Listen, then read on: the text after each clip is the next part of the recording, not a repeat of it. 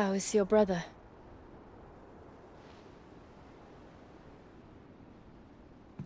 Asleep since I returned from the Dominion. Taya says he should be back on his feet soon enough. For a while, at least. She discovered something on his chest. A swelling, circled in stone. The curse.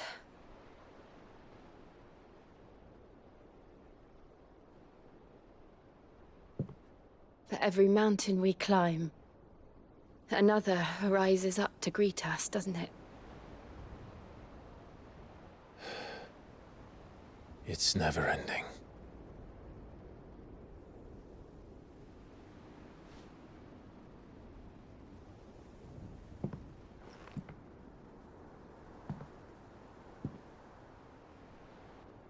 Even the sky seems to have grown tired of it all.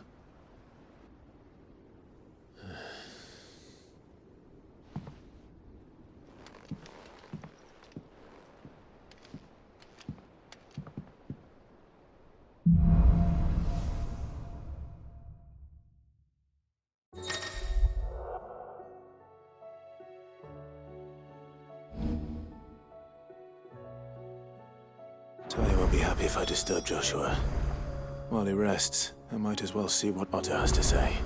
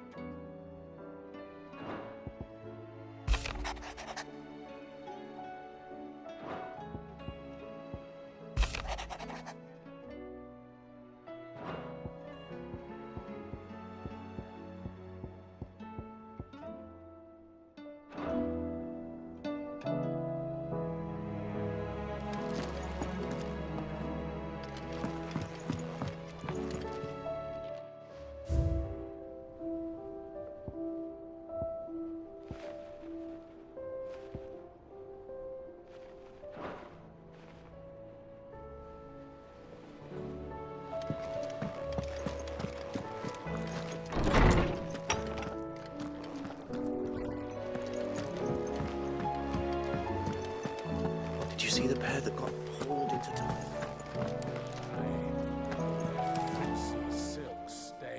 Aye, it's a dangerous world out there. Let's stock up while you can.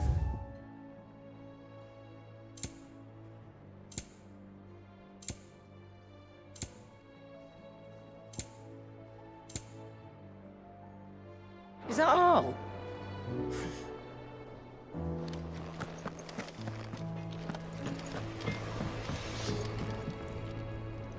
Yep. What do you want?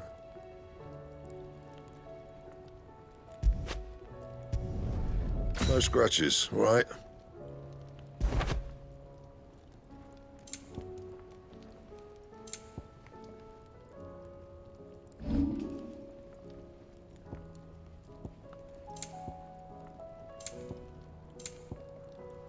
That it? Fine.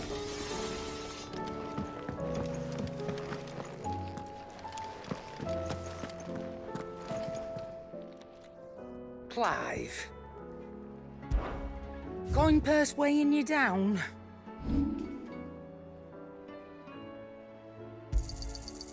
I reckon I can find a buyer. Finished, are you?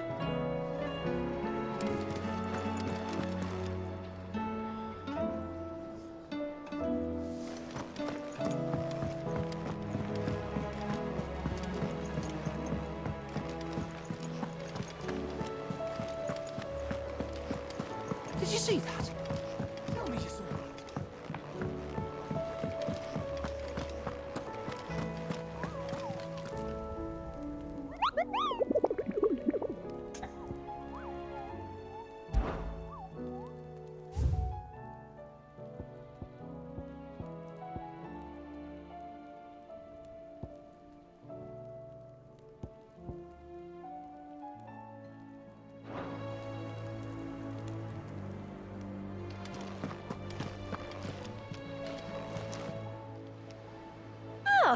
wasn't expecting you back so soon. Come to claim your just desserts?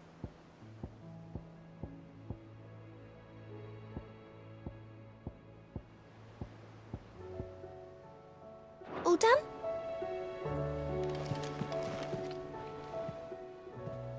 Fancy a look at the list, do you? Here you go.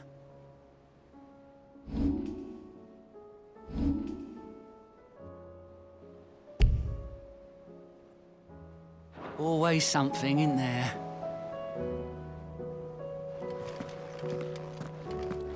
What do you make of them skies, then? Yellow as well. Otto, how fares the realm? The realm? Oh, she's just fine. As long as you look past the fat storms out mother crystals and her skies are a roiling cesspit. And Gav? He's with your uncle in the Free Cities, helping Mid with her project. Sent an owl their way the moment the winds turned foul. Still waiting on a reply, though. Do you have any good news? Well, that depends on your definition of good. All right, fine. What do you suggest we do? Oh, no, I'm just the messenger. I leave the scheming to those more suited to the task. Could be that Lady Vivian and Old Tomes have their own thoughts on the current state of things. Could be that they don't. It certainly can't hurt to ask. I suppose not.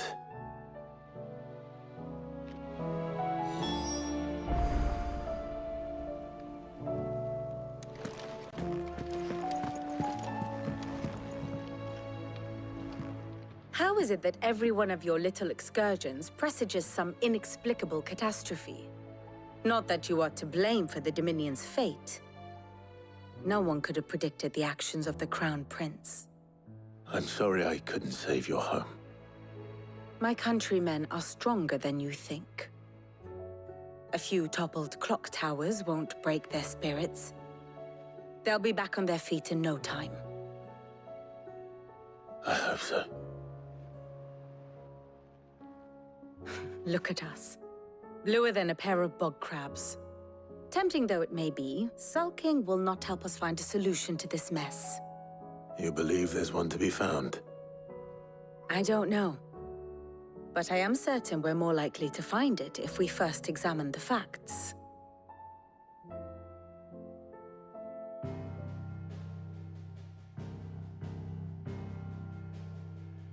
Beneath these darkened skies, fear and confusion reign over Valisthea. Oh, the lands around the fallen mother crystals had already begun to wilt for want of ether.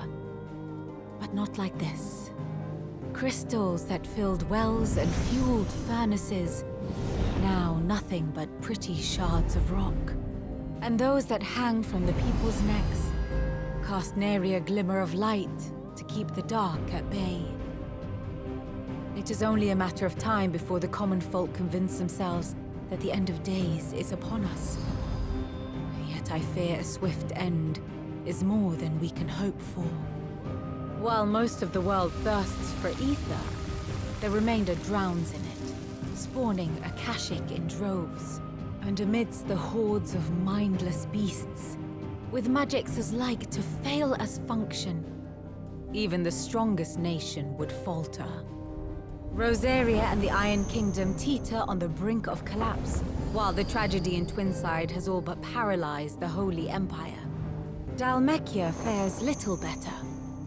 Rumor has it the ministers fled the capital after the fall of Drake's Fang, leaving their beloved republic to crumble.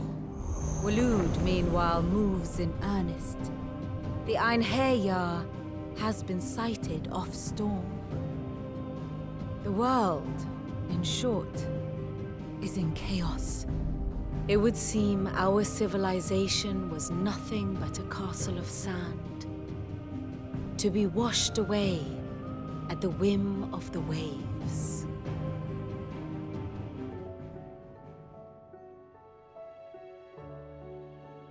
A castle of sand. Not my best flourish, but it seemed fitting. The reports I've received are considerably more blunt in their appraisal. Without the protection of their nations, it will fall to the people to defend themselves against those who would take what is theirs. Which is only ever going to end one way. Defending a farmhouse against a band of chocobo thieves is one thing, but pitchforks and palisades will do little to stall an army's advance. Should the King of Wulu deign to invade, there would be none to stop him. None but us.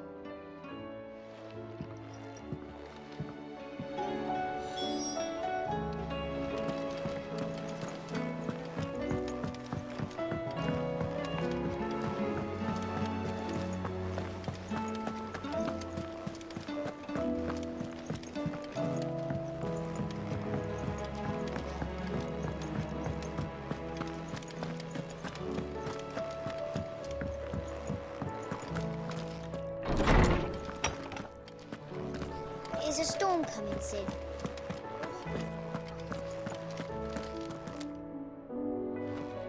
Let me guess. You're here about the skies. Is there anything you don't know, Lawsman? It doesn't take a court astrologer to augur the obvious. As for what has disturbed the heavens, that, I believe, is a question the Fallen might be better placed to answer than I. And on the 6th day did the gods tear the sun from the firmament, visiting darkness upon their prideful sons and daughters. But I dare say you remember your childhood lessons on the sins of Zemeckis only too well. You think they're connected? That Ultima was one of the gods responsible? Well, he has certainly exhibited powers that we mortals would associate with the divine. There is nothing divine about him. But he wouldn't be the first god of whom that could be said, now would he? Yet for all the fairy tales that tell of the sins, there is almost nothing in the way of actual historical accounts. Had I the Journal of Moss the Chronicler, I may have been able to tell you more, but alas, I fear all remaining copies have been lost to time. You will forgive me, I hope?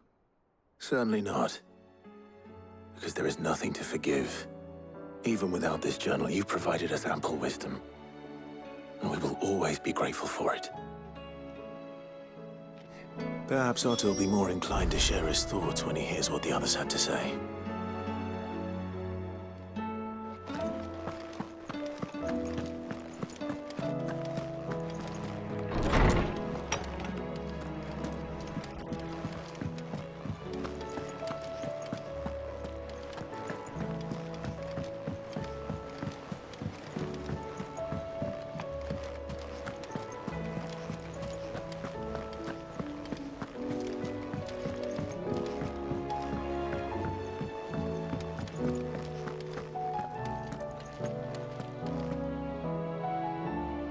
Clive, we have a problem. Only one. That would be a first. It would. Actually, there are three. We had as many owls arrive while you were at the shelves. Martha's got a Akashic at her gates, and talk of monsters roaming the hills outside of Northreach has put the wind up Isabelle and her lot. And don't forget Dalimil. Lubor says the village was raided by bandits. When it rains... It fucking pours. The curse breakers are spread thin, taking stock of the damage in the Dominion. And even if I could get word to all of them, I doubt they'd get here in time to make any real difference. Which means there's only two people who can. Jill and I. Let them know we're on our way.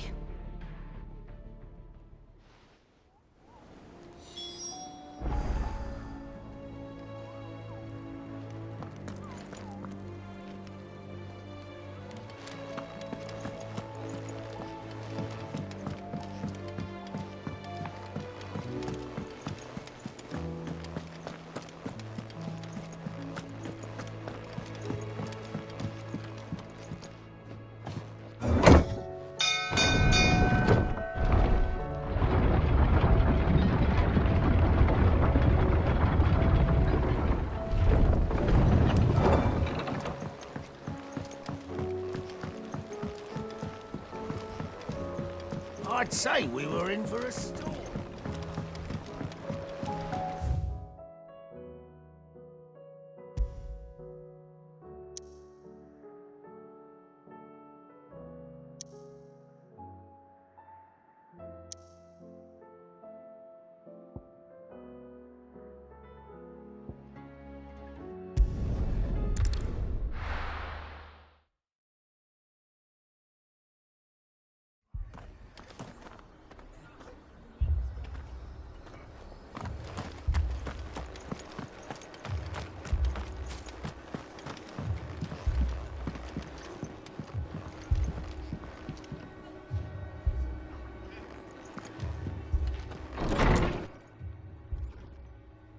Martha, it's good to see you.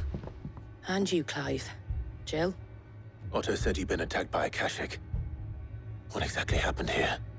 Those skies are what happened. Not long after they fell dark, we had our first visit. There were hundreds of them. Tried to storm the hill. Only a handful made it up here, but that was more than enough. The rest are still down there now. And while we have a few willing fighters holding them back, they're sorely outnumbered. What do you think, Clive? That we join the fight? I thought you'd never offer.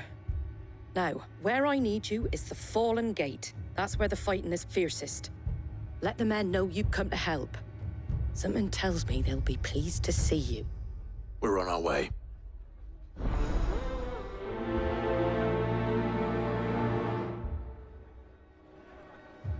Do you think there were as many as Martha says? More.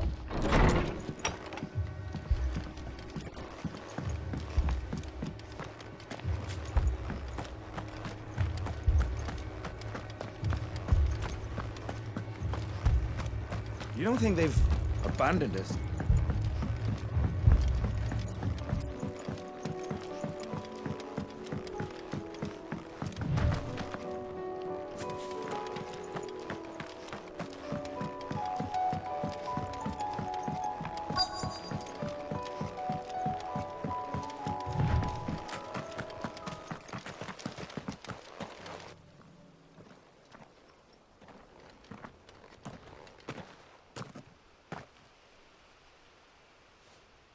Clive, wounded. We deal with the Akashic first.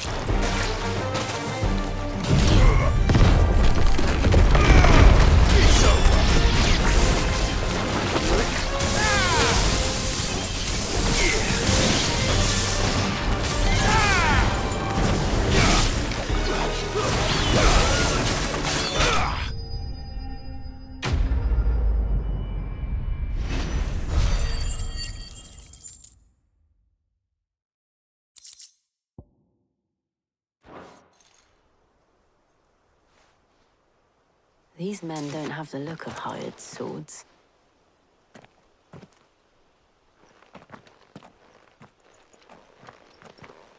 If you've come to rob this place... You are mistaken, my Lord Rosfield. We're here by Madame Martha's leave. How do you know my name? Forgive me, my lord. There wasn't time for introductions. We're with the Guardians of the Flame. Wade's men? But how did you come to be here? Where is your commander? Sir Wade left earlier with a scouting party to find out where the Akashic were coming from. Did he? Take your wounded back to the inn. Martha will see you're looked after. We'll join you anon.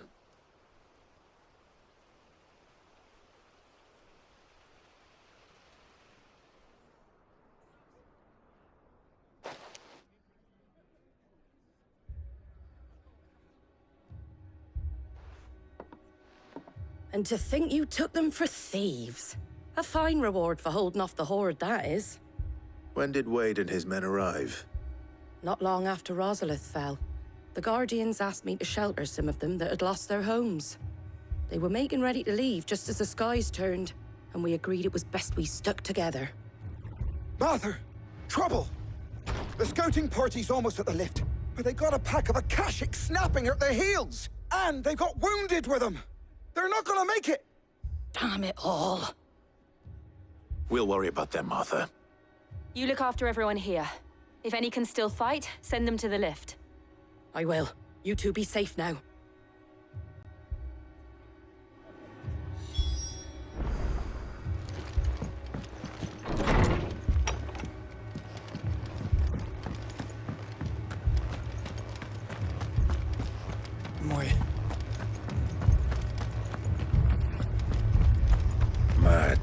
dogs.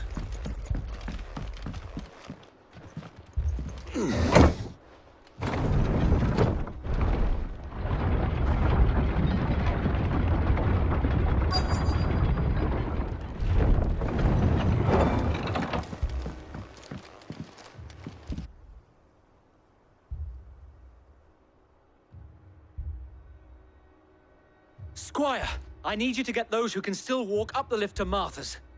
But what about... I didn't ask, Oscar. Sir. Sir Wade. Lord Rossfield. If you aren't a sight for sore eyes. Martha seemed to think you might need some help. And by the looks of it... We thought we could sneak by them. But we didn't know there would be so many. How could we have? Behind you!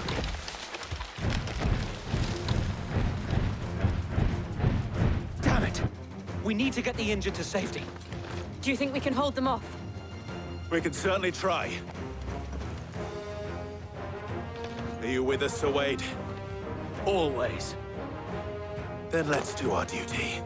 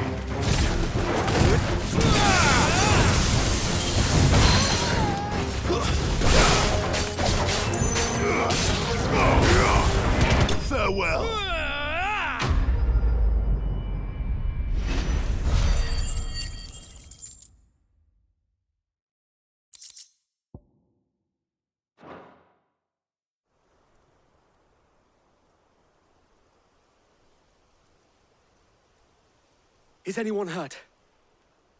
I don't think so. And yet again, you've pulled me from the flames. It's just a pity I keep walking into them. You've never been one to shy away from danger, Sir Wade. Like any shield worthy of the name. I see you're all in one piece. Martha! Is something wrong? The lookout saw smoke coming from down Eastpool way. Too thick to be a hearth. A second horde. Feel like finishing the job? Always. Jill and I will make for Eastpool. You'll need to move the injured without us. Don't you worry about them. The moment my men are safe, I'll follow. Good luck.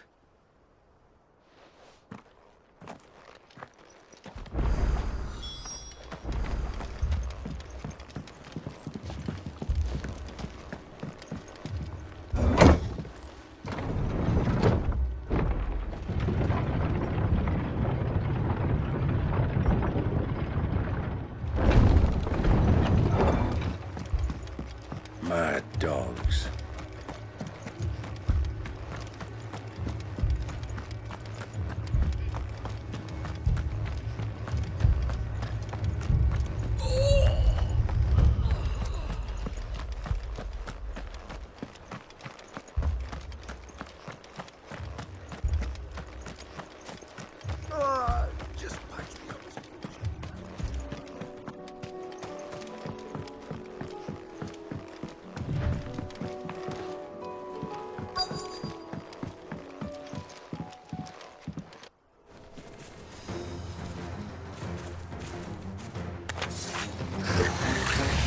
headed for the rest.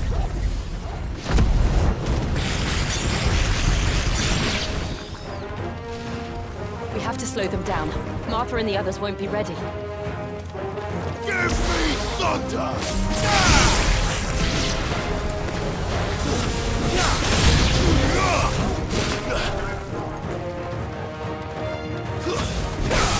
Titan!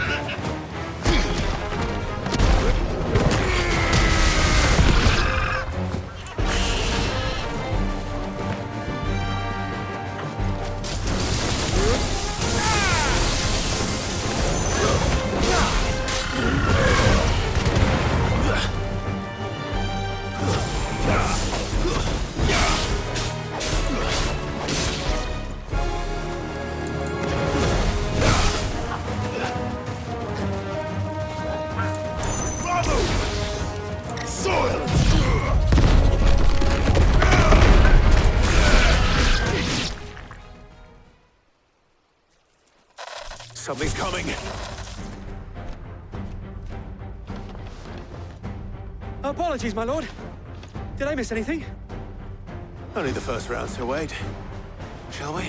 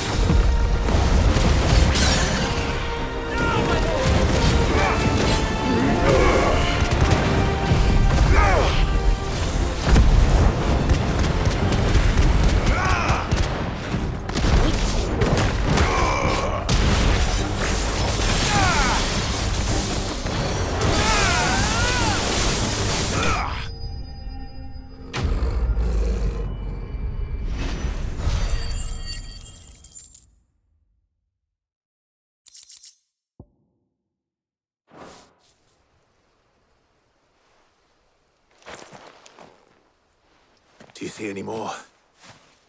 No. I think that was the last of them. But it won't be long before the next lot arrive. Then we make for Martha's while we can.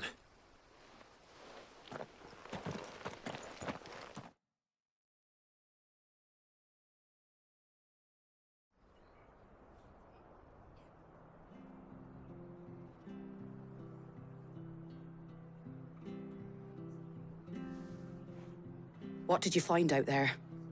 The same as Sir Wade. Scores of Akashic. Well, wherever they came from, they're gone now. Our lookouts say the lowlands are clear. Hopefully we'll have enough time to lick our wounds. How many of your men were injured?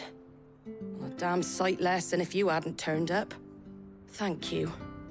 It was a hard-fought victory. But as long as the skies remain dark, I fear the Akashic's numbers are only going to rise. It's not a matter of if the Horde will be back, but when. And whether that's sooner or later, we'll need to be ready. The inn here affords a good view of the land, and is easily defendable. I'd like to make this one of our outposts. What do you say, Martha? You'd have more men to guard the rest. Well, when you put it like that, of course they can stay.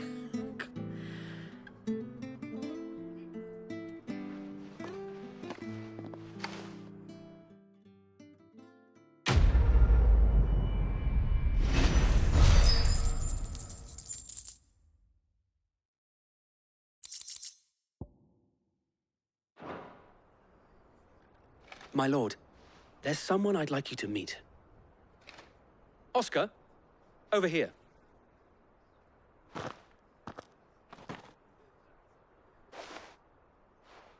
It is an honor to make your acquaintance, Lord Rossfield. I am Oscar. Oscar of House Murdoch. Murdoch?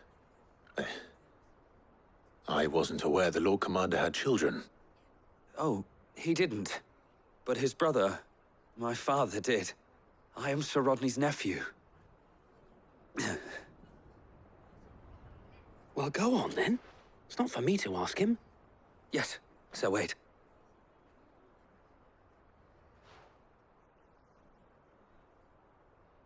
If it please you, my Lord Marquis, might you take me as your squire? I would learn the duties of a shield from the finest. I'm sorry to disappoint you, Oscar, but I'm a shield no longer. Nor was I ever the finest. And spending time in the company of an outlaw hardly seems a fitting education for one aspiring to take his oaths. My Aunt Hannah once told me that a man is not defined by his title, but what he does in its name. You have accomplished much since taking on the mantle of Cid, winning no little honor in so doing. And I would sooner serve under an honorable outlaw than an unworthy shield. Not that Sir Wade and the other Guardians are... I mean to say that, they're... It's all right. We know what you mean. There is only so much the boy can learn from me, my lord. But a squire... Would that really be so bad? You were a squire once. And I'm certain Sir Rodney would approve.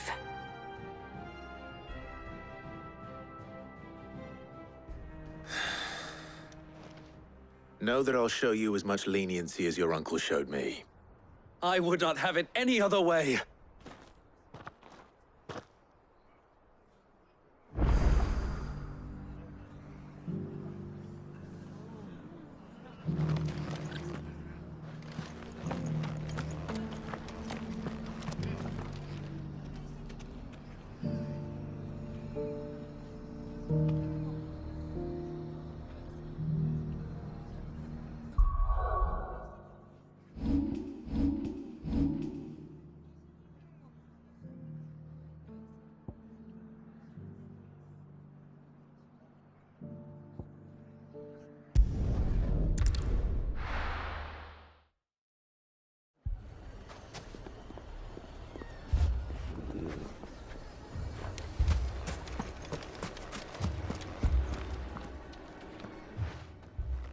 Cid!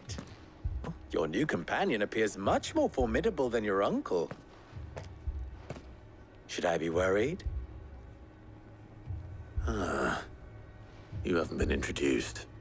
Jill, Clive has told me much about you. All lies, I'm sure. Your Stolas said that Dalimil has a bandit problem. Indeed. Although, you're a little late. They left with our food and guild days ago. Any idea where they went? The desert's a big place. Your guess is as good as mine. But the fact is, I have more immediate concerns. What did you say to me? What did you say? Ah, as if by magic. Let's just say we've yet to reach a consensus about how to solve Dalimil's little problem. And at this rate, it won't be the actions of the bandits which prove to be our undoing. It will be our own. I've tried reasoning with the dissenting parties, but even the Desert Hare has limits. Perhaps we could talk to them. What makes you think they'll listen to us? What makes you think they won't? She makes a fair point, Cid. And you won't have wasted much of your precious time if you fail. They're just across the courtyard.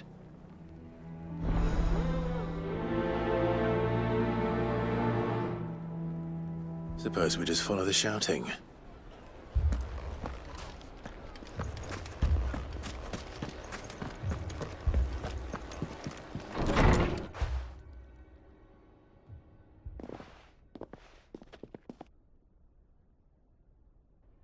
You wouldn't talk like that if it had been your men whose throats were slit. Blood for blood, it's the only way. We hire mercenaries and have them mount the bandits' heads on our walls as a lesson to the rest. And what happens when those mercenaries are slaughtered like your men? Are you going to hire more? We're better off using that coin to buy food and supplies. If we hire mercenaries, the only thing we're buying is the bandit's ire. And you cannot fill empty bellies with that. Do you hear me? But what happens when they come back? Maybe it'll be your throat that's slit. That's enough. Both of you. Any more of this and I'll throw you out myself. Come back when you're ready to talk like adults.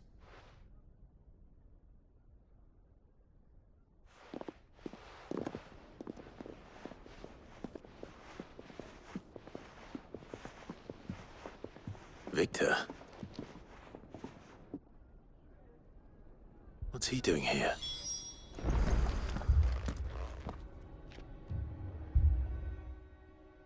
Sid. And Lady Jill. What brings you here? I was about to ask you the same thing. Costness is in chaos, and the markets have all but ceased to operate. The Briar's Kiss here in Dalimil is the only place I can reliably obtain supplies. I was here to do just that when Master Lubor told me of his troubles. He thought I might be able to talk some sense into these fools. But if you're here, I suppose his patience must be waning. Who are those people? Those were the thorns in Lubor's side. And the reason this place might be headed the same way as Costness. It's these accursed skies. The darkness is enough to drive a man to madness. Or an entire city, for that matter. We're still working on the skies. But in the meantime, perhaps we can find a solution to Dalimil's problems. I hope so. For all our sakes.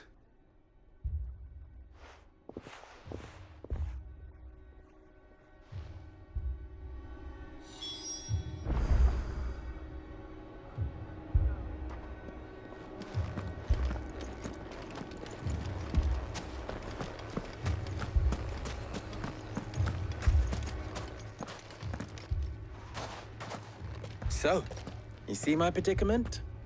What I saw was a room full of people who were angry and afraid. And with good reason by the sound of it. But if left to smolder, that anger and fear could set the entire town alight. My thoughts exactly. What to do? Both sides wish to protect their homes and livelihoods, if only they could agree on how. But as long as they are divided, we are vulnerable. And if there's one thing bandits like, it's an easy target. What would Sid the Outlaw suggest? Well, if it were my namesake, he'd let them choose for themselves, and be on hand to pick up the pieces when it all went wrong. That sounds like a recipe for disaster. A recipe for disaster is precisely what it is. But perhaps that realization would be enough to make them question the ingredients. While it's plain neither Conrad nor Natalie will countenance the other's proposal, it may still be possible to make them doubt their own. Before presenting them with a third option. And that would be? To pool our resources and save the city ourselves. Why fight each other? When all that fear and anger can be directed at the bandits. It appears we have a plan of action. Victor, pay Conrad a visit. See if you can't convince him of his folly. I'll speak with Natalie. As you wish. Your faces are not well known in this town. That may prove useful. Don't worry, Victor and I will do most of the talking. You need only play along. Play along? What he means to say is yes.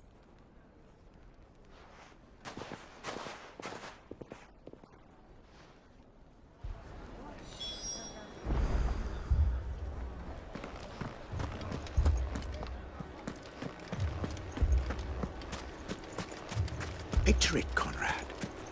Your own city.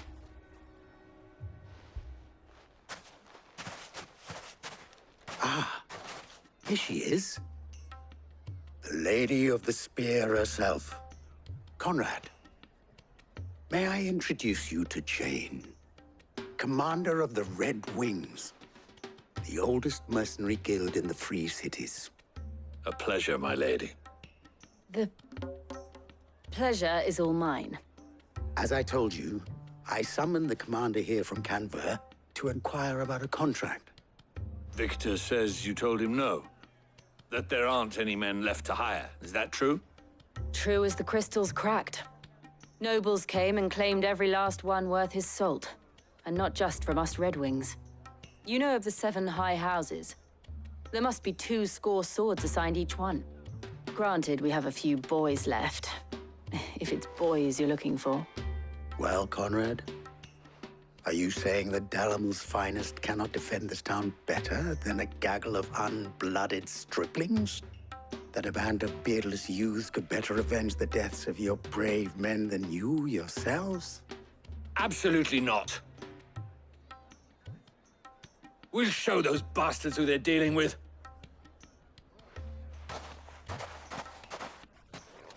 I can't believe that actually worked. Conrad's not what you called the brightest candle in the crypt. And there's a reason why I had you do the talking and not Sid. Well played, my lady.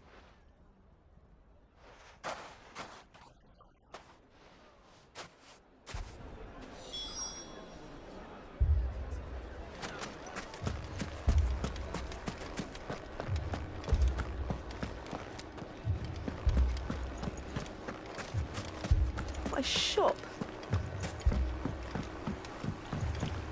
If I had my pickaxe, I would...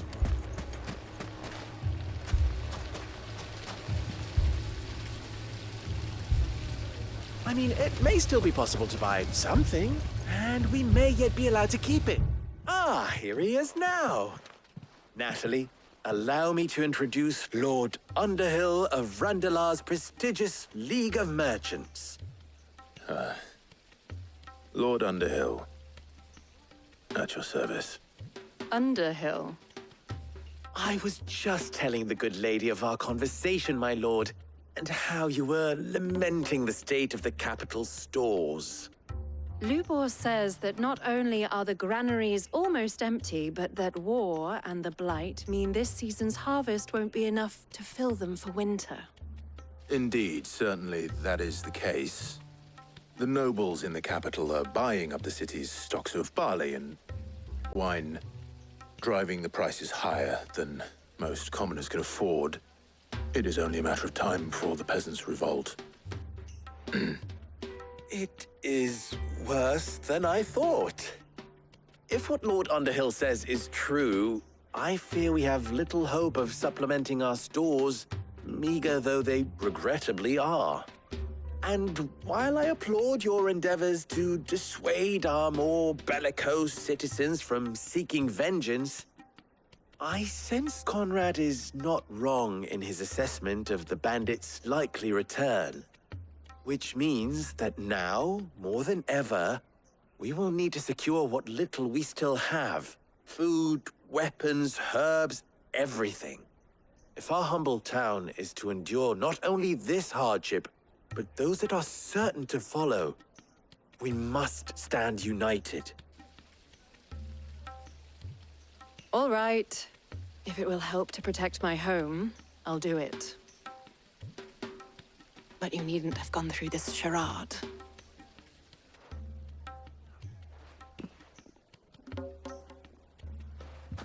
Thank you, Clive.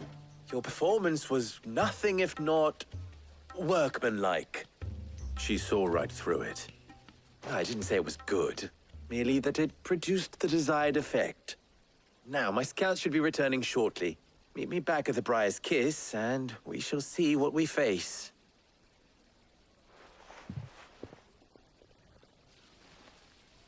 I'm not convinced our roles in this ruse were entirely necessary. I don't know. Conrad seemed quite taken with you. Mummy? Oh, I'm...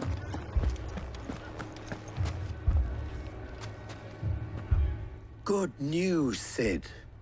Both Conrad and Natalie have somewhat gracefully accepted their new roles. With time, they may even learn to... Time no longer appears to be the luxury it was before lunch. I take it your scouts found the bandits. Technically, it would be the bandits who found my scouts.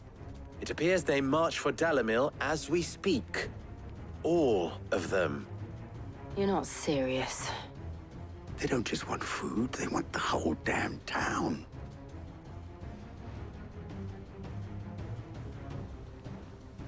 I have a favor to ask. I'm told the bandits march in 2 groups, one from the south and one from the desert, in a move doubtless intended to stretch our already gossamer-thin defenses. Very well. Jill and I will meet those from the desert. But what of the rest? The rest, my friend, the city shall fight. Together. The stakes, I concede, are high. But if this does not unite Dalimil, nothing will. That is a lot of faith to put into those who had their hands around each other's throats but a moment ago. Then it will be for us to see that their hands are kept occupied. And I do mean us. I thought you might say that. We'll hold them off for as long as we can. And we will do the same.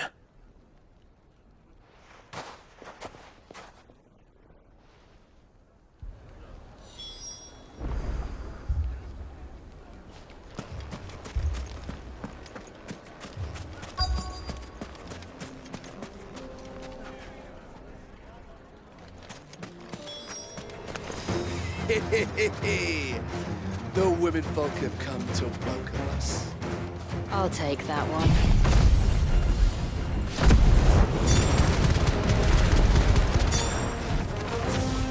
He's yours.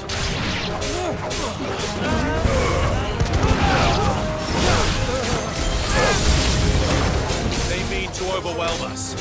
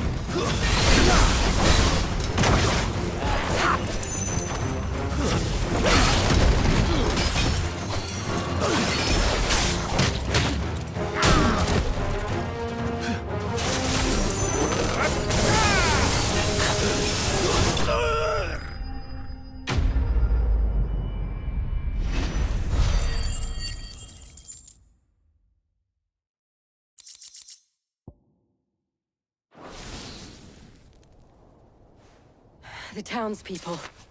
Could they have held out? I don't hear any fighting. What do you think? That we should hurry.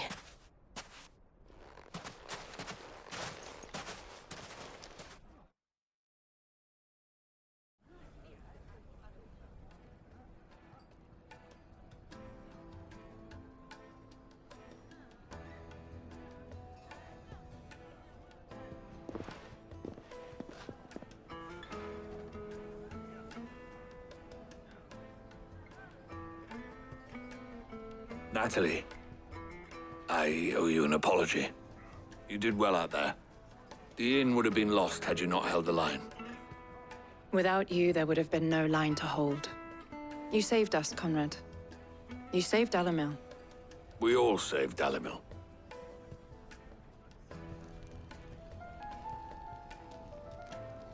Conrad seems to have had a change of heart. I'd say they both have. I take it from your presence that our visitors from the desert won't be joining us either. Pity.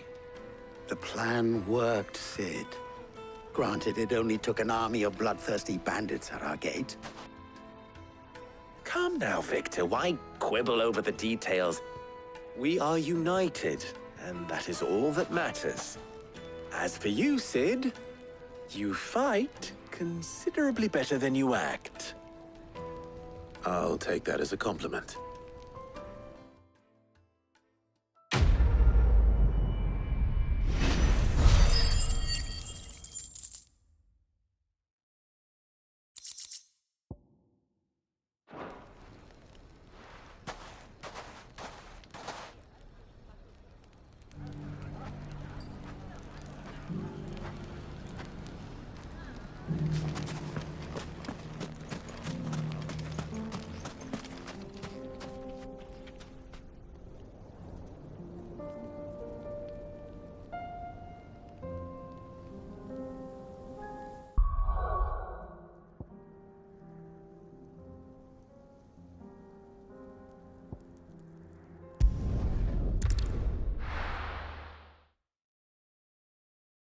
First we find Isabelle. Heard a bloke saying he saw ghosts from it. I saw it with my own eyes.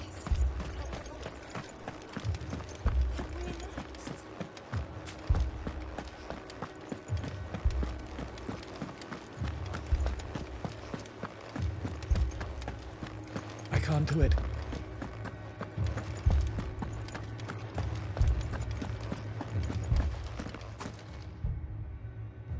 My lord, my lady. We received the dame's message. There have been sightings of strange creatures, I understand. With the blue eyes. Yes. Like a Kashik, but different. They've taken so many. I've lost count. Akashic, but different. Ultimus thralls. And what of your mistress? Is she here? Oh, no. She went to the garrison to ask what they were planning on doing about all this. Then we'll look for her there.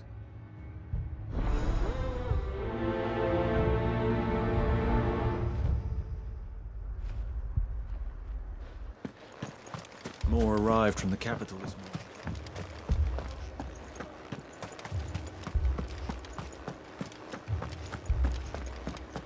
The two soldiers were carrying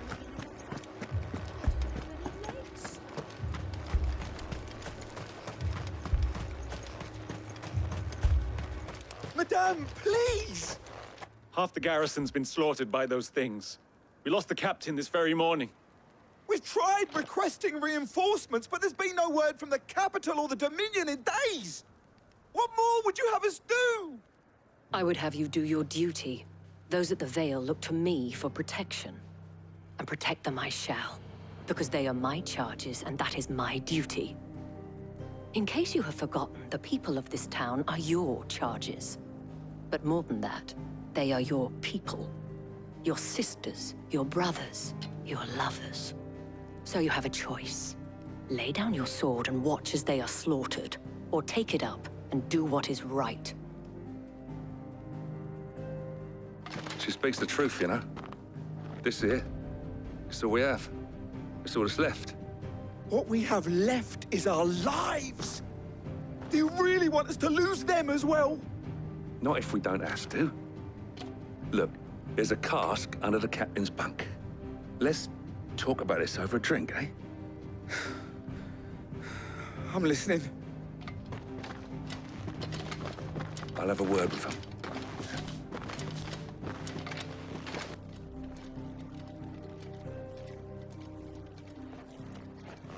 Ah, Clive.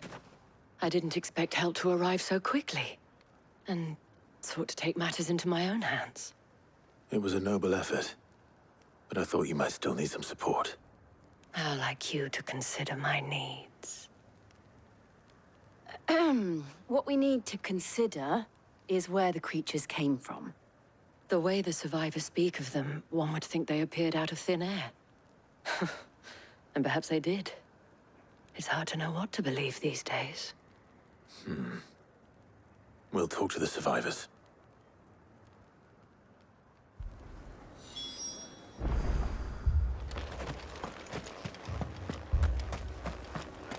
But my family... This... You're a pikeman, yes? What happened? I've got family in Moor. I heard the flood was spreading, so I went to see if they were all right. And a pack of them glowing things found me in the meadow. I ran for my life. I never did get to the village. Leave that to us.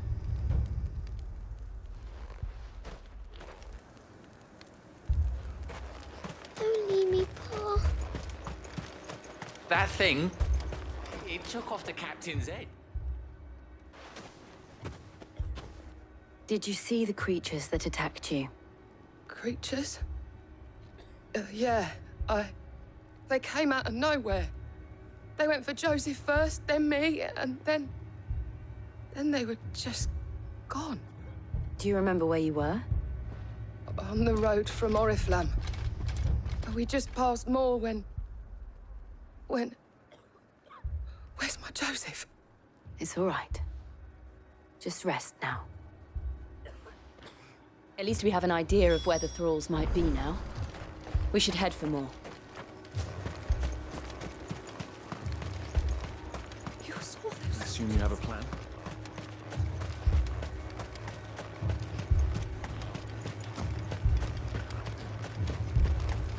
It was all they could do to escape.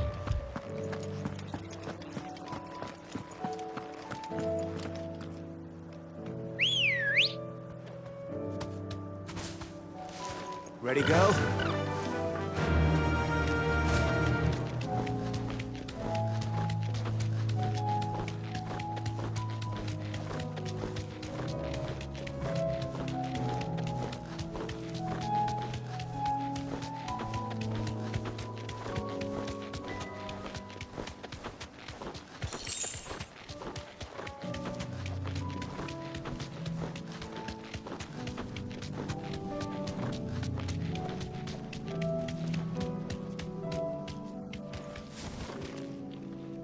Be safe.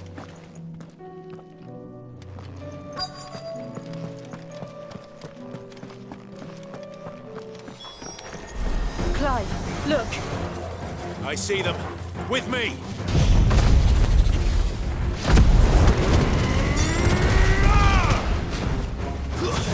Stay down! It's over! Farewell! Should I prime? Save your strength.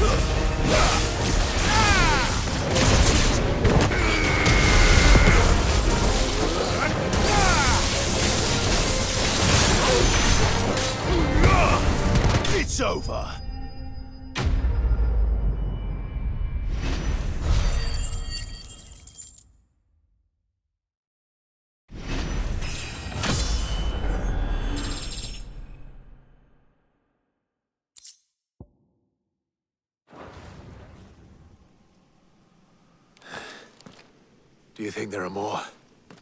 There are always more. But I'd say we've done what we can for the time being. Then we should let Isabelle know.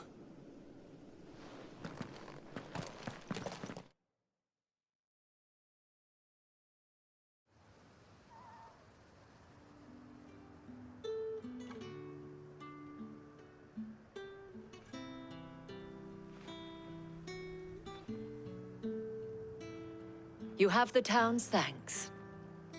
Don't thank us yet. There will be more. Many more. And you'll need to be ready for them. Oh, we shall. Isn't that right, Captain? Yes, milady. The garrison will be ready. Philippe here has convinced most of the men to remain at their posts, for now at least. Hearing that the Dane would look kindly on any man who committed himself to the task certainly didn't hurt. It's not the most selfless of motives, I'll admit. But whatever it takes, eh? Now me, I never needed convincing. I became a soldier to protect the people I love. And the people I love include the ones standing before me. Handsome and chivalrous. Now, if you don't mind, I have sentries to post. Milady.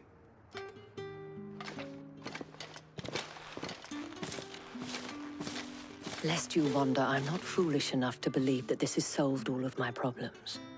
But it has solved one, and that's one fewer than I had this morning. Thank you again, Clive.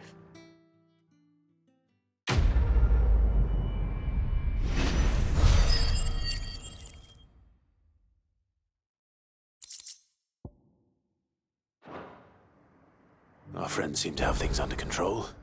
For now, at least. Let's go and put Otto's mind at rest.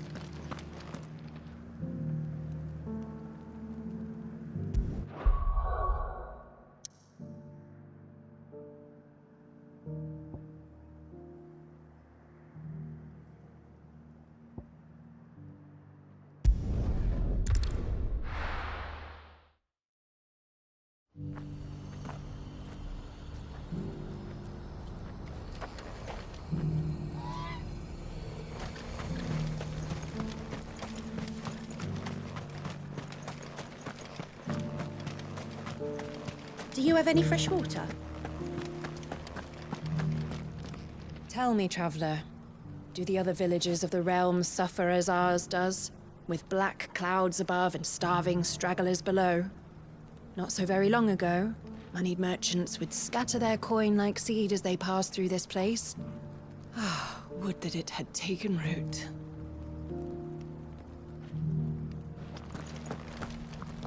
Now I just need to see about getting the word out to everyone. I want to know right away. Bad news. Good, actually. Something worth celebrating for a change. Only trouble is, the serving girl's still new to the job, so I can't leave her while I go and invite those I'd like to celebrate with. What exactly are you celebrating, if you don't mind me asking? I've come by a particularly fine bottle of red. A Gotan 66, no less. Gotan Rouge is the only good thing to have ever come out of the Empire. And most wouldn't part with a 66 if you held a knife to their throats. So I've heard. Oh, so you know of it then? Clearly you're a gentleman of taste. A gentleman who might sympathize with my predicament, perhaps? Would you pass the good news to a few friends of mine? I'll give you a little something for your time, of course. Sounds simple enough. So you'll do it? Marvelous. Thank you. You won't need to go far. All three of them should be right here in the market. There's Aldrich the porter, Milan the butcher, and Bolek, a guard over at the north gate. Three of the finest fellows in Boklad, if you ask me. Tell them to come to the tavern when they finish for the day. Stop by again when you let them know, and I'll give you your little something. I'll be right back.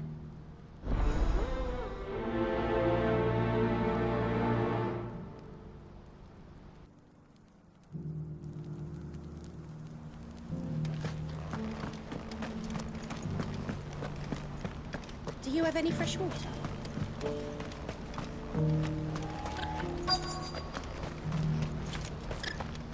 me to pull. I've been asked to find Aldrich, the porter. I don't suppose that's you, is it? That's me right enough. You need something delivered? The innkeeper sent me. He said there's a cup of Gotan 66 with your name on it when you're done for the day.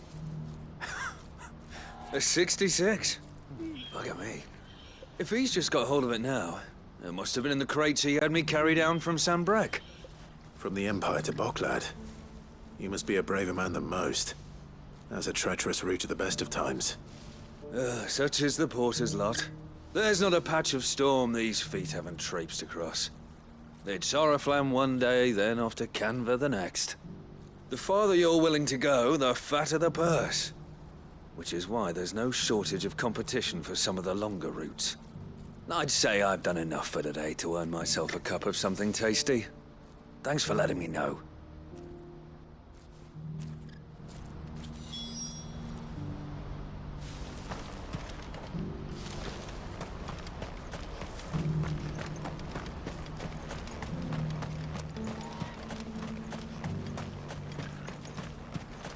What's happened?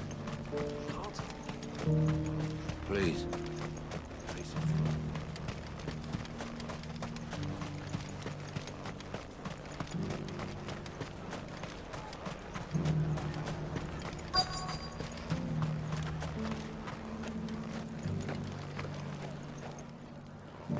Are you Milan, the butcher? That's me. What can I do for you? The innkeeper's just had a special delivery.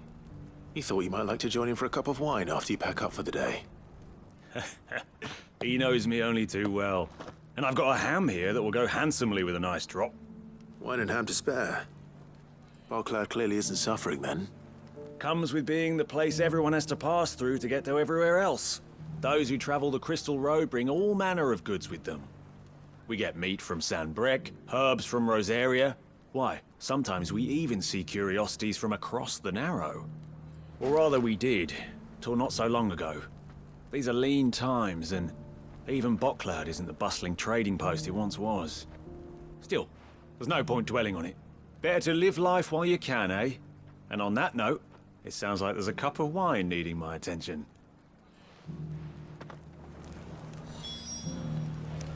You'll buy something, won't you? You've raised the price.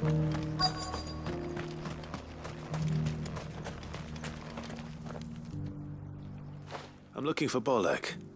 I was told he'd be guarding the gate. Well, you found him. You're not here to enlist, I take it? The innkeeper sent me. He's just taken delivery of a rare vintage, a Gotan 66. He thought you might like a cup. I've never said no to a goat hand. I'm not about to start now. Thanks for letting me know. You must be a busy man. No one's making for the refugee camps anymore. Not after what happened in the Dominion. Meaning, they linger here instead. I spend more of my days moving beggars along than I do manning these gates. What gets to me are the gangs that prey on the poor sods. As if they haven't suffered enough. Some days you can't help but wonder what the world's coming to. You know what? That wine's sounding better by the moment. Well done.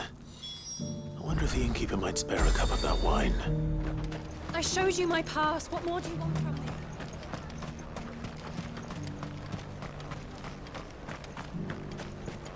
I haven't sold anything in days. These pears.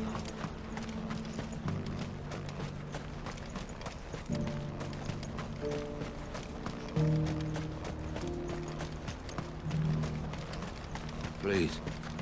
A piece of fruit.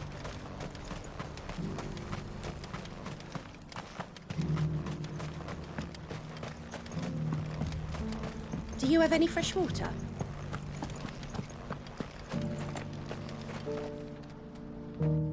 I spoke to your friends. They'll be along soon. That's fantastic news. Thank you kindly. It's been a while since we all sat down together. And the way I see it, that wine is as much theirs as it is my own. How so? Well, I wouldn't be serving anything but slops without Aldrich to go and fetch the good stuff for me. And then there's Milan, who always sends customers my way. and Bolek, an even-handed keeper of the peace, if ever there was one. Those three are the backbone of Boklad. Lose any one of them, and the market would soon fall apart. And without the market, I wouldn't have a single customer. I'd say that's worth a bottle of 66, wouldn't you? And more besides. Everyone needs a shoulder to lean on. Be they world-weary innkeepers or brooding swordsmen. Right. I'd better prepare for my guest's arrival. I hear you had me carrying a bottle of Gotan 66. If I'd have known, I would have sold the thing and lived like a lord. I'll settle for a cup, though, if you're in a sharing mood. A Gotan 66. Just as well I had something special of my own set aside. A bottle between the four of us might not be enough to drown our sorrows, but it can't hurt. Here they are, the three pillars of Boklad. Sit yourselves down, gentlemen. The woes of the world may be monstrous in many, but there's nothing like a few good friends to keep the misery at bay. Never a truer word spoken.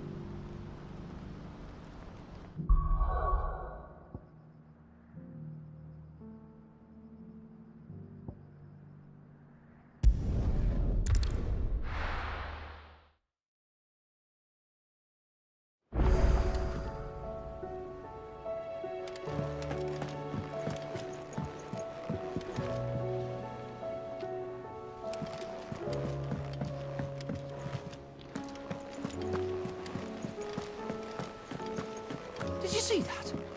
Tell me you saw that.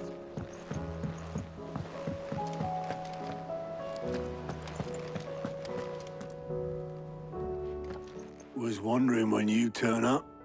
Had owls from all our friends thanking you for your timely intervention. How is it you always manage to arrive at just the right moment? Luck, I suppose. Any word on the rest of the realm? Let's see. Storm's still crying out for mother crystals. The nations are still in chaos. And the skies are still the colour of a kick in the kidneys 2 days on. So... Right. Clive, we knew this was going to happen. Well, not the bleeding skies part, but you take my point. Now's not the time to second-guess yourself. Now's the time to visit the infirmary. Taya says your brother's awake. Thank you, Otto.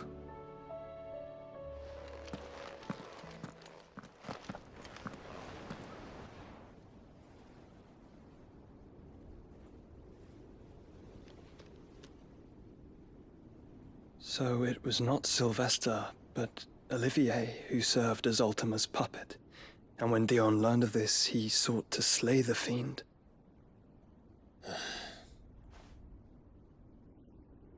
Only for his father to take the spear that would have freed him. Enough to drive a man to madness. Small wonder he hasn't stirred. I would be afraid to wake. Had I but reached out to him sooner, warned him of the threat Ultima posed. But now, both an empire and her prince lie broken. Joshua, what do you know of Ultima?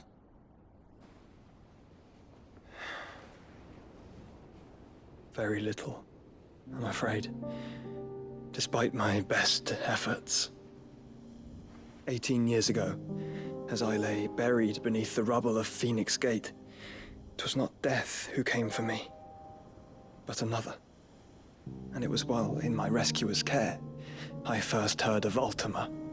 I've been chasing his shadow ever since. Ultima is driven by some deep, dark purpose, and for whatever reason, it would seem you are crucial to his designs. He will stop at nothing to have you, even if that means toppling an empire. But why me? What possible use could I be to such a creature? That is one of many answers that have eluded me. Yet, I am certain of this. It is not mere chance. You were chosen for a reason. All dominants carry within them the might of an icon. Nigh limitless power that is at once acutely limited. I wield fire, and only fire. And I only ice. 8 wardens for 8 elements. But you, Clive. You are different. You're special. Your abilities begin with the flames of Ifrit. But they do not end there. The fact Ifrit can even exist goes against everything we thought we knew of dominance. Perhaps Ultima has been waiting for one such as you, whose potential is truly limitless. I've encountered that thing several times now. If it or he, as you say, needs me, why hasn't he claimed me as he did the boy? Were I to hazard a guess, I'd say the two of you are somehow incompatible. His mind not properly attuned to your body. His mind? Mind, awareness, spirit, call it what you wish. But I believe Ultima to be an embodiment of the concept. It is why I struggle and fail to contain him here inside me. I'm sorry. Inside you? With every setting sun, I feel my strength wane. And though the Phoenix's flames mend the prison I have made for Ultima, they do so at a cost. We must find a means to bring an end to him before I meet my own. What were you thinking? It was that or let him take Clive. And I've always had a soft spot for my brother. But that doesn't mean you should sacrifice yourself to save me.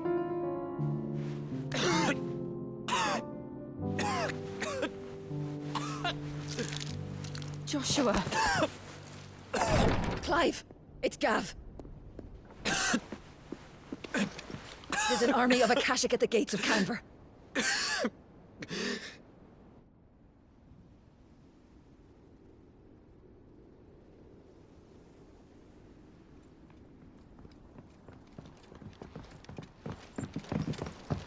Well, what's the short of it? I thought Tyre told you. The capital of the Free Cities is under siege by an army of monstrosities. The City Guard are doing their best to stem the tide, but numbers ain't on their side. What of Lord Byron and Mid? Were they able to escape? No, but they're all right for now. They're hiding with Gav at midship. We have to get them out of there. And we shall. Otto, prepare a Stolas. Tell Gav to stay exactly where he is. Understood. Vivian, what's the swiftest route to the Free Cities? That sounds like a question for the map. Look here. This road, through Tabor, should provide the least trouble. Good. What a coincidence. Tabor is exactly where I'm bound. Joshua, bed is where you should be bound. You don't think I told him the exact same thing? Were Tyre not such a talented healer, I would surely have been inclined to agree. But, thanks to her ministrations, I feel I may safely rejoin my attendant, who was to wait for me in Tabor if we became separated. All right, we travel together. Clive! If he stays close to me, he'll be fine. Thank you, brother. I'll look after him.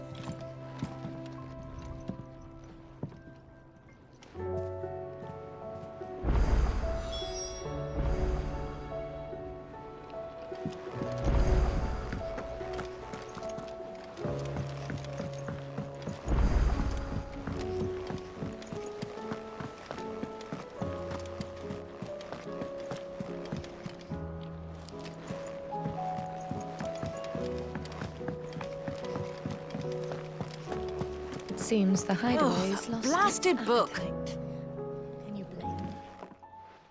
Here, you put me in this situation, Clive. You can bloody well get me out of it. I need a hand with a recipe. Are you sure it's me you're looking for? I'm not much of a cook. I'm all the cook will be needing, thank you very much. What I want from you is a little of your time, right? Oh, and perhaps your sword. You remember Ivan's stew, right? Well, despite the look of the thing, and that awful stench, people wolf it down. So I thought I'd try making one of these supposed masterpieces myself. Had a peek at the book and gave it a go, but, well... It wasn't as straightforward as you'd hoped. Ivan had the same problem. Yeah, but this is my blooming kitchen, and I will not be outdone. So if you don't want to be seen as playing favourites, I suggest you lend me a hand. I've never been one to play favourites, Molly. And I would be only too happy to lend you a hand. So, what's on the menu this time? A fried mortress of skyworm. That's one heck of a name, innit? Recipe seemed easy enough to an old hand like myself. Thought I'd followed it to a T. Only, turns out skyworm livers and drake's mint are not what I thought they were. At least I hope they're not, given the rancid mess they made. Ivan said the recipes in the culinary pilgrimage date back centuries. Who's to say the ingredients even exist anymore? Wow. That's a question for a scholar, wouldn't you say? Perhaps you know of one? Kindly old fella who haunts the shelves, maybe? Fine. I'll go and speak to Harpocrates. Perhaps he'll know something. And if he does, I'll see if I can find your ingredients for you. You do that. Lest we forget, you've got a reputation to uphold.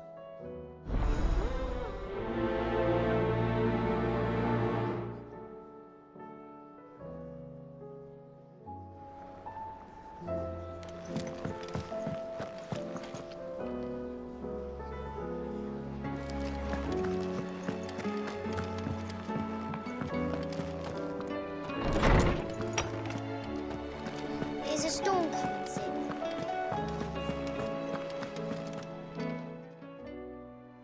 Lawsman Harpocrates. I've come to pick your brain if you don't mind. It's about the book you lent Ivan. Ah, Valisthea, A Culinary Pilgrimage, a classic. One of my favorites, in fact. The young man did a wonderful job with the Chance's stew. I do hope we shall be able to sample more such marvels in due course. That's actually why I'm here. I don't suppose you know where I might find skyworm livers and drake's mint. Ah, so the fabled Sandbrequois delicacy is next on the menu. Delightful.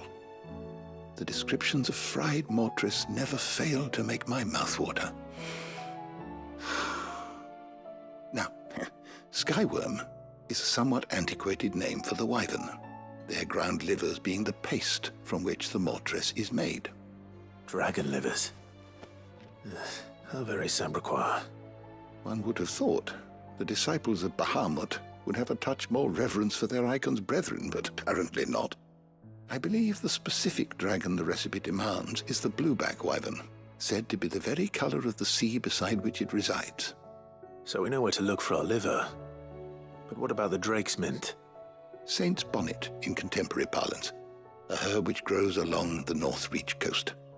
I gather that one can locate the cheerful yellow flowers by their heady scent alone, so I'm sure you'll have no trouble finding them. I may add that people once believed game was best served with the flora that sustained it in life, in which regard fried mortress of skyworm is undoubtedly a typical dish of the time. Meaning that if I find one, I find the other. To Northreach, then. Best of luck, Clive. And do save me a bite once the dish is complete.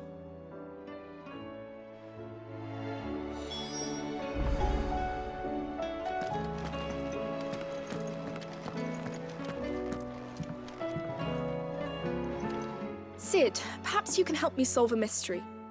I can certainly try. Who's gone missing this time? It's not who, but what. Mid's scales, the ones she made for her workshop. I borrowed them to teach the little ones about weight, and shortly after the lesson, well, they vanished. My first thought was that they'd taken them off somewhere to play, but when I asked, they swore they had nothing to do with their having disappeared. which almost certainly means they had everything to do with it. Perhaps a visit from Sid will jog their memories. I think it just might. Thank you. I don't like to imagine that my pupils would lie to me. But if they have, I'll have no choice but to discipline them accordingly. They were in the atrium when I last saw them, as always.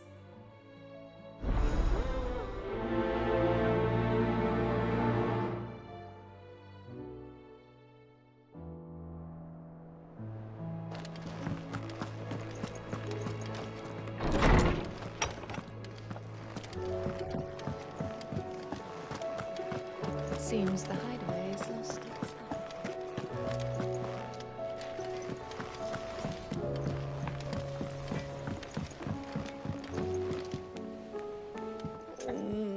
What am I gonna do? Is everything all right, Goots? You seem more discomposed than usual. Oh, I don't know what that means, but I'm in a bit of a muddle. Oh, I think Nan might be in trouble and she's... It's all right. You can tell me.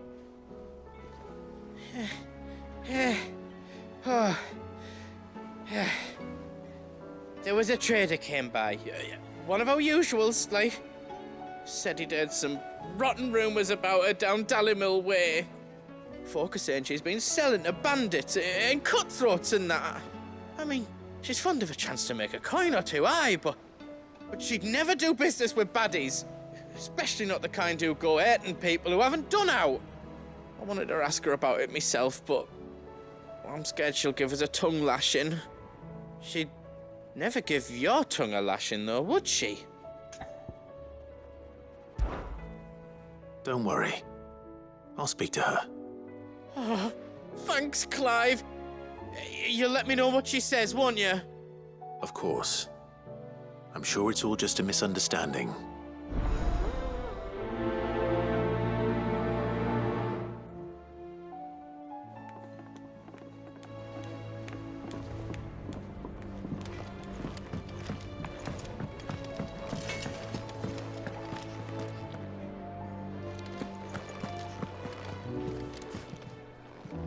Lady Karen, how's business? Not nearly as foul as the weather. You're doing good trade, then? Both in and out of the Hideaway? Can't complain. Wait, what exactly are you getting at? Not once in 5 long years do you pay my affairs half a care. But here you are today, raking me over the coals like a bloody popoto. Just asking. Out of interest. All right. I'm here because I was told that certain rumors have been circulating. About you selling weapons to brigands. Oh, are you? And who was it who knows me so well as to tell tales of my evil exploits? I didn't exactly hear firsthand. All I know is that someone in Dalimil has been spreading word to that effect. And what? You believe it? You think I'm profiting off the blood of innocents, do you? Look, I've done things I'm not proud of. Might be there were a time when I turned a blind eye to the wretchedness of the world so I could line my pocket. But that woman is no more.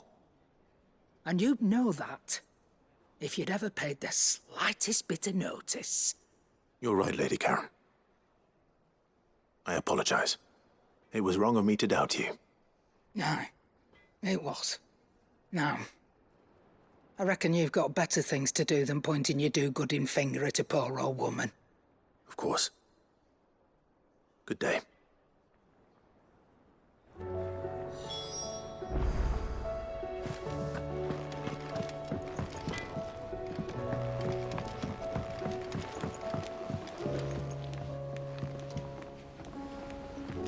I spoke with Lady Karen. What did she say? That the rumors were unfounded, and that I was a fool for thinking they might hold any truth, along with some other things that made her feelings clear. And while it sounds like she may have done things she regretted in her past, she says those days are behind her. Oh, well, that's good. I knew Nan wasn't caught up in out bad. But why would people say she was? What did she ever do to them? It's not right. No, it's not. But people do things for all sorts of reasons. Perhaps we'll never know. Well, I'm going to find out. That trader, he said they were all talking about her in Dalimil. So that's where I'm going. I'll find someone who'll tell me, you'll see. Are you sure that's wise? Whoever's spreading these rumors means Karen ill. Oh, right. But that's why you'll be coming with me, isn't it, Clive? I suppose it is.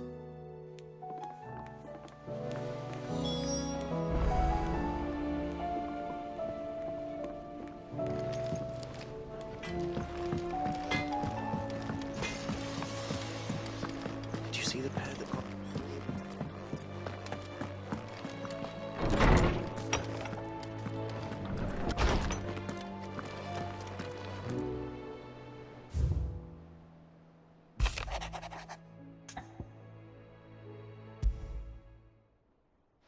Rutherford. Wasn't that the name of my uncle's manservant? Why would he be at Martha's Rest?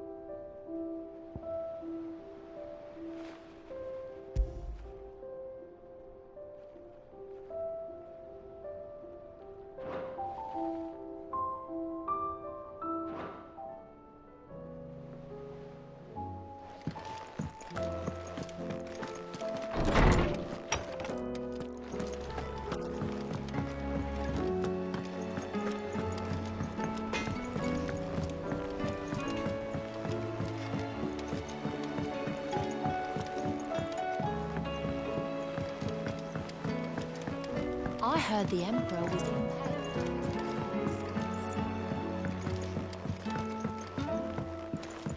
We're all gonna die! What do you reckon we should do? I say we should just tell Miss Shirley. You'll get us all straight. I'm telling you, I can fix them.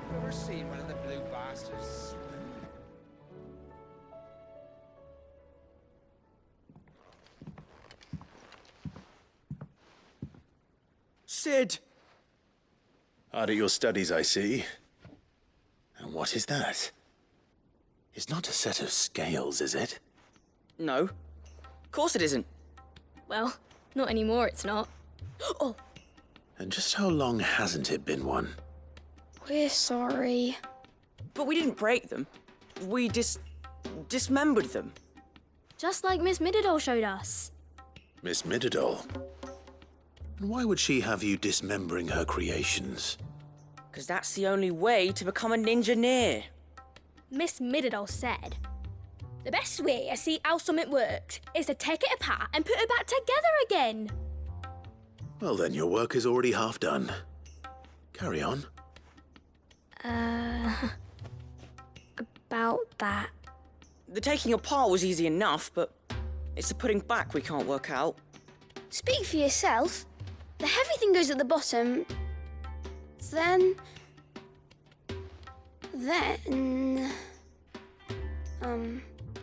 You three need to learn to take responsibility for your actions.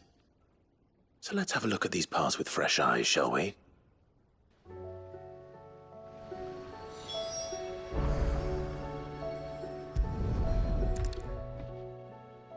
All right. Everything here was once part of Miss Midadol's scales. Every piece has its own role to play, and each is just as important as the others. If even one of them is missing, the scales won't work. So let's think about what those roles might be. You already know one of the pieces, the body. Its role is to support everything else. But what of the others?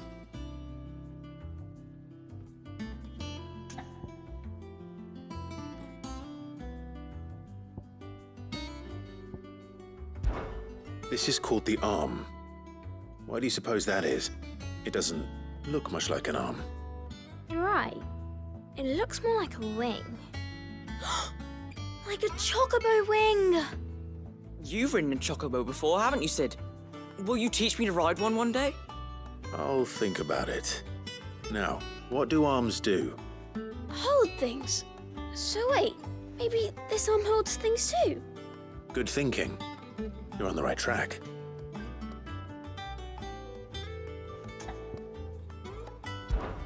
These round parts are called the pans. You all know what a pan is, don't you? I do. Molly uses them in the kitchens to fry bangers. But these aren't for frying bangers, you idiot.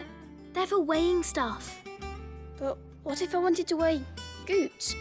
I don't think he'd fit on that little thing. Probably not. What are the chains for? Holding the pans up? Well spotted. Which means something must hold the chains up in turn.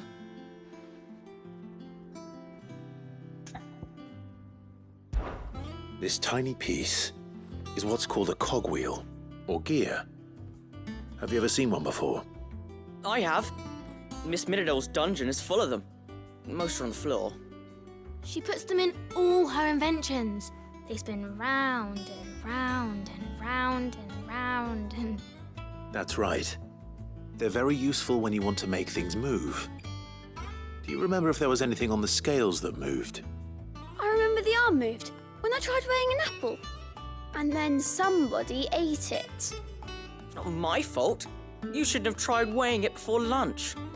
We know what part's supposed to move and how it's supposed to move. So, let's put the pieces together first, see what doesn't move, and then stick the cogwheel to that. Not a bad idea. You see, it's not so difficult. So, now that we've taken stock of the parts and learned what they do, what do you think? I think we've got it. Then here's what we'll do. You tell me what goes where, and I'll put the scales together. Well, obviously you need to start with the body. All the other pieces fit onto it, don't they? And the arms go on the body, just like real arms. Or wings, if you're a chocobo. And then the arms hold the pans by the chains. Very good. Let's see if that works. Ah, all finished.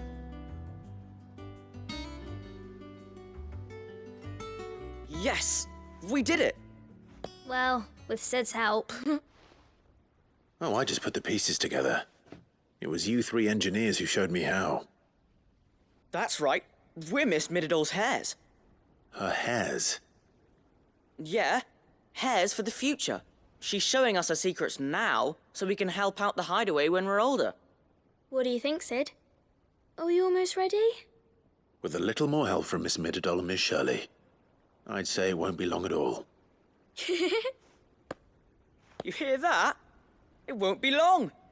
Until then, though, do try to be honest with Miss Shirley.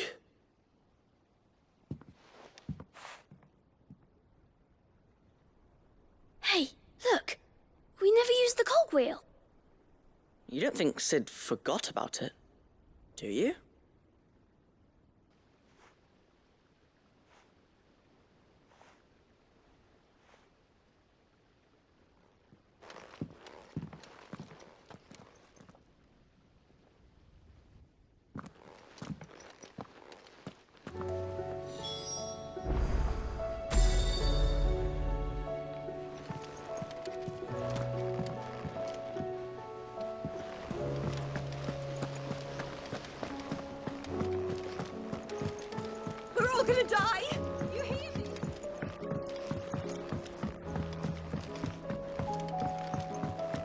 I heard the Emperor was in.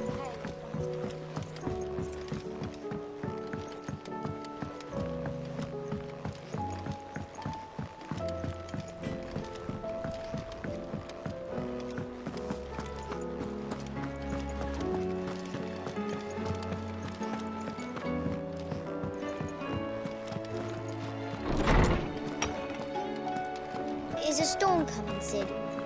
Will there be thunder? Well, did you solve the mystery?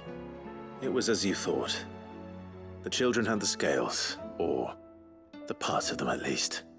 They dismantled them to see how they worked. Oh, no, Mid will have my head. Thankfully, she won't. This might even have been her idea. Although I was the one who ended up teaching the lesson. I'm so sorry, Sid. I know how busy you are. I shall see that the children are properly punished. Please, there's no need. Mid seems to have taken the three of them under her wing. She's even calling them her heirs. She'd have them follow in her footsteps. And her father's. I see. Sid, do you know why Mid has been spending so much time at the Hideaway of late? She told me it was because her studies have been interrupted by events in Canva. Is that not true? No, it isn't. The university offered her a commission. In exchange for full tuition, room and board, they asked her to oversee the design of several new war engines. To anyone else it would be an opportunity, but to Mid, who lost both her parents to war, it was a bitter pill. One she was none too keen to swallow. But that should come as no surprise. She's only ever cared about bringing people hope. The very last thing war can be said to do. Which explains her heirs. She's working to give them a better life. And so should I. What's the odd engineering lesson? You've given them far more than that. And I'm sure they're very grateful.